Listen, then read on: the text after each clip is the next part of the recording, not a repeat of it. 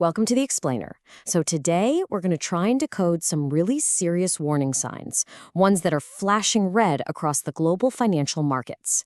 A lot of experts are saying, this isn't just your typical market turbulence. No, what we could be looking at is the prelude to a massive historic reset of the whole system. All right, so where do we even begin? Well, let's start with the core problem here, just profound total uncertainty. And I'm not just talking about the usual market ups and downs. This is something deeper. It feels like the old maps, the old rule books, they just don't work anymore. And that's got even the best investors in the world just sitting on their hands, holding cash, waiting to see what happens next. And look, this isn't just some random fear-mongering. This warning, it comes from a legend, Ray Dalio. And that really sets the stage, doesn't it? I mean, when a guy who's successfully navigated the markets for decades starts using phrases like total collapse, you got to pay attention. It just shows you how high the stakes really are right now.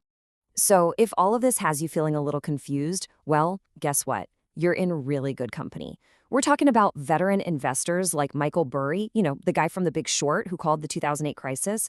Even he has packed it in and closed his fund. And his reason is pretty stark. He says the old models, the old ways of understanding things, they just don't work anymore. The entire game has changed. What's so fascinating here is that the only real consensus is that there is no consensus. It's a state of total confusion, right? You've got Warren Buffett sitting on a mountain of cash more than ever before. You've got Michael Burry throwing in the towel. And in the crypto world, even the indicators that have worked for years are now completely failing. So when you put all these pieces together, what do you get? Well, analysts are saying we are in completely uncharted waters, and our financial system, which is about 70 years old, might be getting ready for a huge, huge reset. Okay, so that's the big, kind of blurry picture. Now let's zoom in a bit. Let's talk about the specific, immediate tremors that have analysts glued to their screens. What are the first cracks starting to show up in the system? First up, let's talk about Bitcoin. For a long, long time, a lot of analysts believed its price was basically stuck in a cage.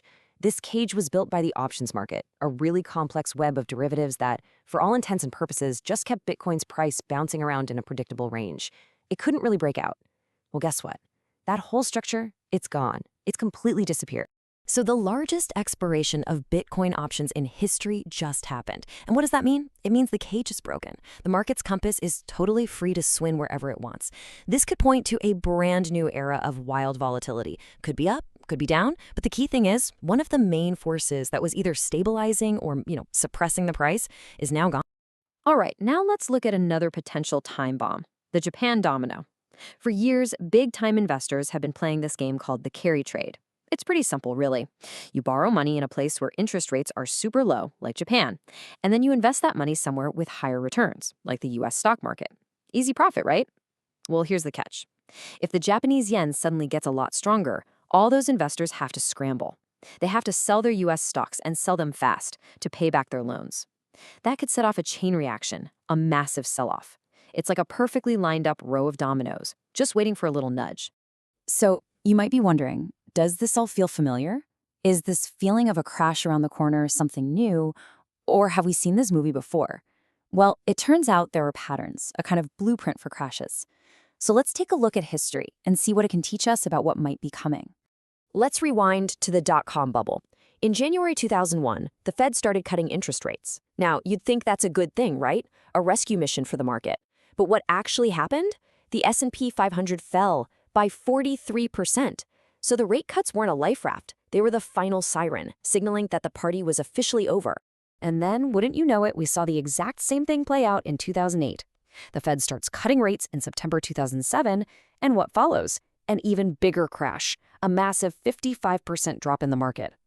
The bleeding only stopped when the government turned on the money printers with something called quantitative easing, or QE.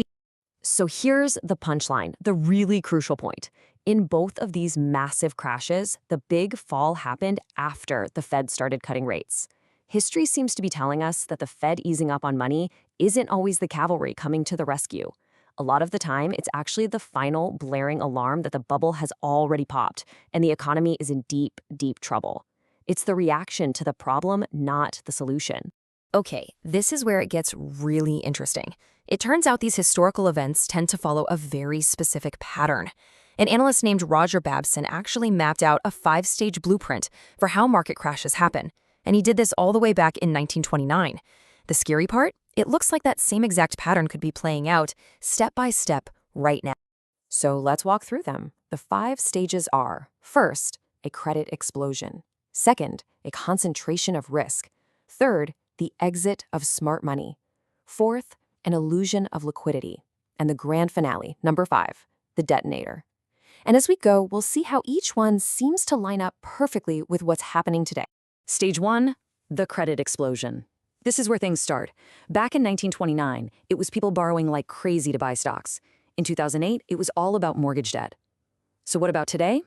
Well, today, it's just everything, all at once. We're talking corporate debt, government debt, personal debt, you name it. The entire world is carrying a bigger debt load compared to its economic output than at any other time in recorded history. Period. Okay, stage 2, concentration of risk. This is when all the eggs get put into one basket. Today, that basket is big tech. Just 7 companies, you know them, the Magnificent Seven, they make up more than a third of the entire value of the S&P 500. Think about that. It means if that one basket drops, it could drag the whole market down with it. Stage 3, the exit of smart money. This is a classic. It's when the insiders, the billionaires, the people who really know what's going on, start quietly slipping out the back door while everyone else is still partying. So what's the signal today? Well, look no further than Warren Buffett. The guy is arguably the most successful investor of all time, and he is sitting on the biggest pile of cash his company has ever held. He's not buying, he's preparing. Then we get to stage 4, the illusion of liquidity. Now this one's a little tricky. On the surface, everything looks great. Stock prices are high, things seem fine. But underneath, the actual cash that keeps the whole machine running is starting to dry up.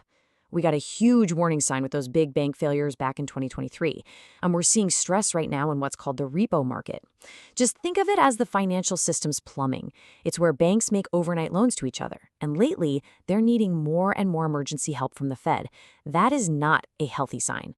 And that brings us to the final act, stage 5, the detonator. This is the spark, the unpredictable event that lights the whole tinderbox. In 1929, it was some random fraud case in London. In 2008, it was the spectacular collapse of Lehman Brothers. So what could it be today? Honestly, it could be anything. A geopolitical crisis, a big bank run, that Japanese domino effect we just talked about. But here's the most important part. The detonator only works if the first 4 stages have already been set. It's the match, but the gasoline has to be there first. And right now, it looks like all 4 of those first conditions are active and waiting.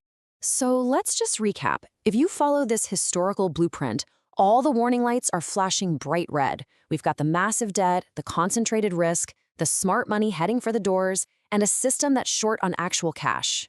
So given all that, the million-dollar question is, what happens next? And this is where the experts are really divided. There are basically 2 main theories about the path forward from here. So in one corner, you have the break first camp. These are the people who look at history and say, the system has to crash. They believe we're headed for a deep, painful downturn, just like in 2001 and 2008.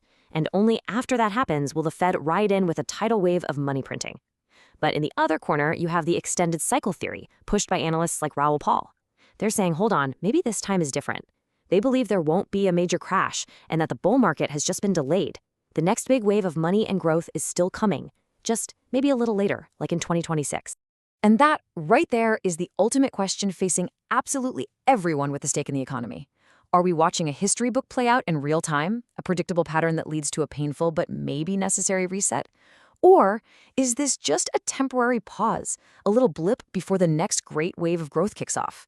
The answer to that single question, well, it's probably going to define the entire financial world for the next decade.